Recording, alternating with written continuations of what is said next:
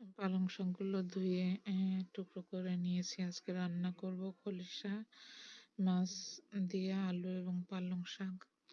দেখতে পাচ্ছেন আমি আলুগুলো কেটে নিয়েছি এবং মাছগুলো পরিষ্কার করে ধুয়ে নিয়েছি। তাতে মশলাগুলো দিয়ে রেখেছি। পেঁয়াজ, রসুন, আদা, জিরা বাটা, হলুদের গুঁড়া, সামান্য পরিমাণ মরিচের গুঁড়া, ধনিয়ার গুঁড়া এবং পরিমাণ মতো লবণ দিয়ে রেখেছি।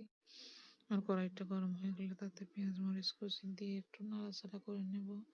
লাল হয়ে আসা পর্যন্ত, লাল হয়ে আসলে আমি মশলা দিয়ে রাখা মাছ এবং আলুগুলো দিয়ে একটু নাড়াচাড়া করে নিয়ে ঢাকা দেব কিছুক্ষণের জন্য। ঢাকাটা তুলে আবার একটু নাড়াচাড়া করে দেব এবং ধুয়ে রাখা পালং শাকগুলো দিয়ে দেব।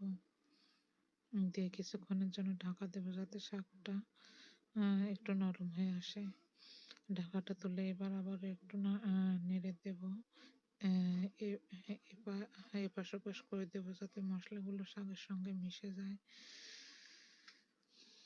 আপনারা আপনাদের কার কার ভালো লাগে এই শাক দিয়ে মাছ রান্না খেতে অবশ্যই জানাবেন কমেন্টে। আমার তো অনেক মজা লাগে এই মাছ দিয়ে শাক রান্না খেতে।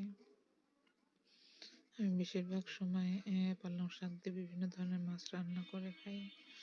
দেখতেই পাচ্ছেন আমি পরিমাণ মতো পানি দিয়ে দিয়েছি এর মধ্যে এবং রান্নাটা হয়ে এসেছে, প্রায় এবার নামিয়ে নেব।